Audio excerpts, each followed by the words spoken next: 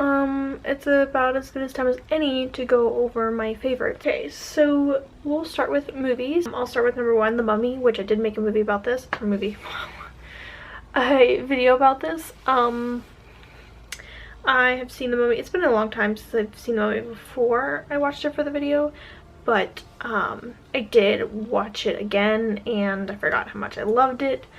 How much it kind of grossed me out a little bit with those flesh-eating beetles and some of the stuff. It's just, oof. But man, is it a really good movie. I will also put in the second one because I want to give it props. It was a pretty good movie and definitely very fan fiction-y. Not as good as the first, but still a good favorite.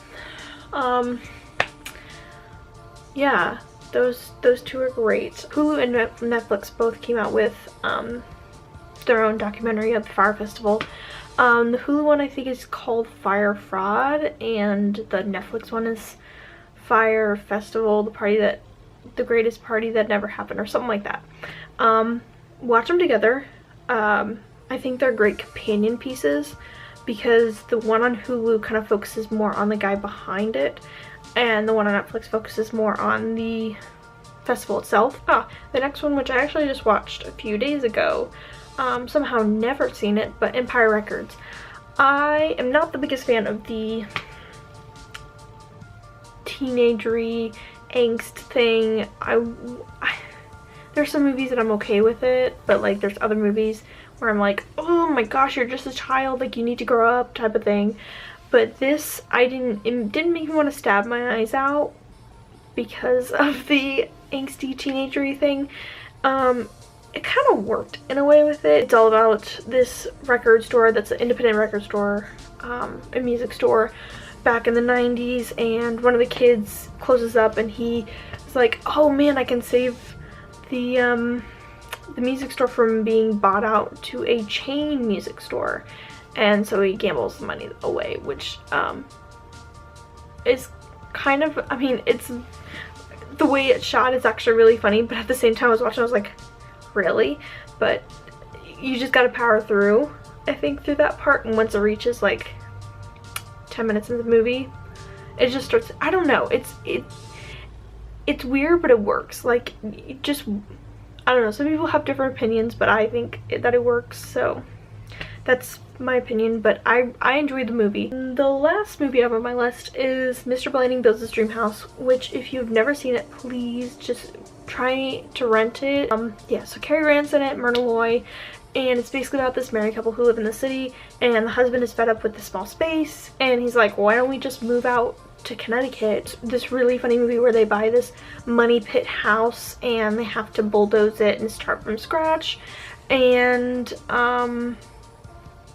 it's all about their journey to having their own home. It's just a really light, fun movie, and I cannot recommend it enough. It is great. Yeah, so that's the end of the movies. For TV, Outlander, just finished it. Literally just finished the last episode yesterday. Fantastic season, number 4. The 4th season. That's really all I have to say. I love the show, and it'll probably always be on my favorites. I also started watching Marvelous Miss Maisel, the 2nd season. I've already seen the 1st season, but second season is great. Oh my gosh, makes me miss New York City a lot. Also, I just love her character so much. I really love the dialogue. Like, if you just watch it for the dialogue, it's just very like organic and just very fluid, and just goes back and forth, back and forth, back and forth, and just like, it never misses a beat, or if it does, it's very intentional, and I love that. The same writer and producer for this one produced Gilmore Girls, and I love Gilmore Girls. It's one of my favorite shows, so I was really excited for this show, and it has not let me down. Brooklyn Nine-Nine. I have been a fan of Brooklyn Nine-Nine since it started, and I was very disappointed when they said that they were going off the air, that they were being canceled, and then I was glad that they picked it up, and I'm not disappointed with this season. There's definitely some great episodes. Actually, all the episodes are great, but the characters seem stronger than ever. I cannot love it enough. It is, across the board, a great show. If you have not watched it, watch it. It's on NBC now, I think.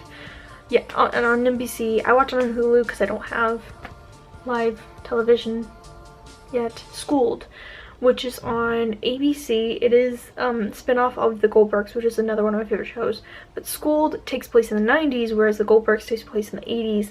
And so it's very nostalgic for 90s people. Definitely a great show. So it's on ABC. This Is Us, which is on NBC.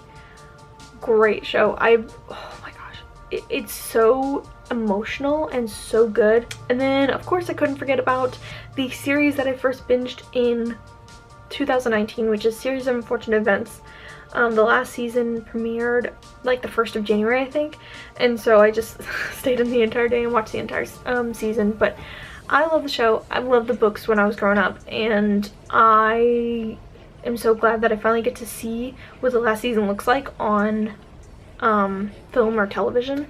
And I thought it was really well done. Man, they really did a great job with this series. So if you've not watched it, it's on Netflix. Please go watch it. So for music, I have, well, it's on my Spotify playlist, but of course it'll be linked down below.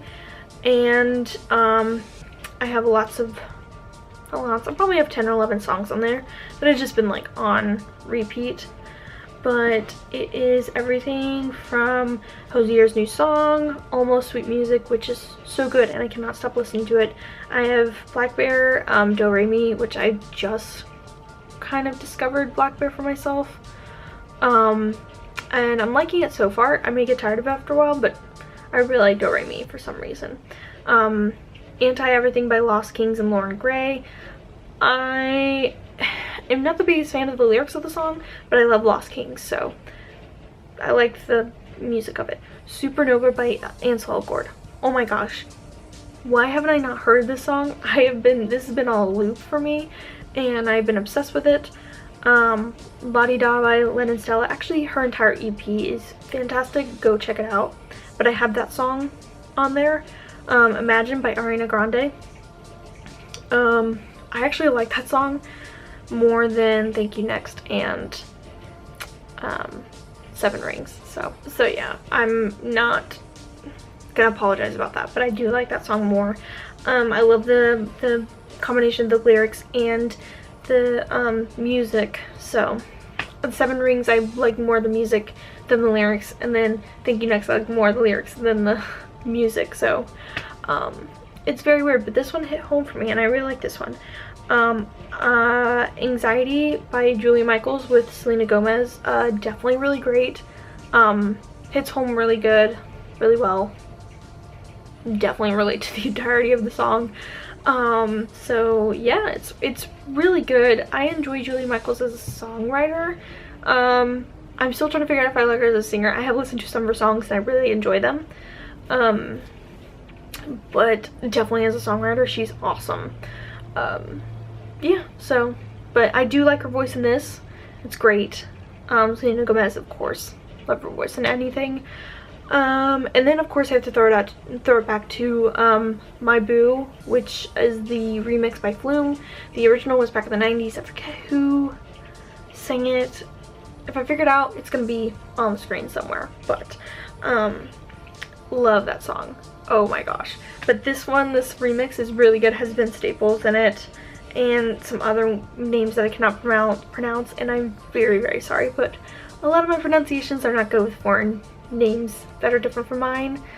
Some of them I can make out, some of them I can't. This one I can't. So but yeah, I think it's just really good. Really, really good. But that came out like a few years ago, and every now and again I found myself listening to it. But anyway, so Copycat by Billie Eilish. Each month I've been like discovering more and more Billie Eilish, and I'm not ashamed because I love her voice. It's kind of eerie but beautiful. And I love her lyrics. I think she's one of those artists that, like, there's a lot of artists who don't have good lyrics out there, like don't have good lyrics, but she just has some of the most beautiful lyrics. They're well penned. And then I have Teenager in Love by Madison Beer. Last song I have is Give a Little by Maggie Rogers. Her entire album is fantastic, and if you have not listened to it, go, because it is her voice, her lyrics, everything. Love her. That is the end of my playlist. My January 2019 favorites is on Spotify, and I'll link it down below. Oh, and then one more, my books. So I didn't do a lot of I wasn't as good as I should have been with books. There you go. I don't know what happened this month. I should have had more time to be like, yes, I can read like 9 books this month or something like that.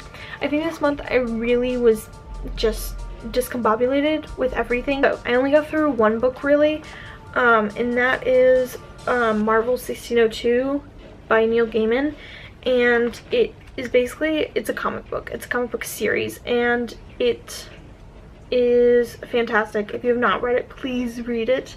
I love Neil Gaiman in the first place, and this did not disappoint. So I love comic books, and this was a great choice for me. I've been looking at this for months, and finally for Christmas I got it, and this month I read it, and 5 stars. 5 stars. Oh man, I love the combination of history and Marvel comic book characters, or comic book characters in general. I wish they would do this more. It would be fantastic. So, but that's the end of my favorites, and yeah, I gotta start the battery because it's about to die, so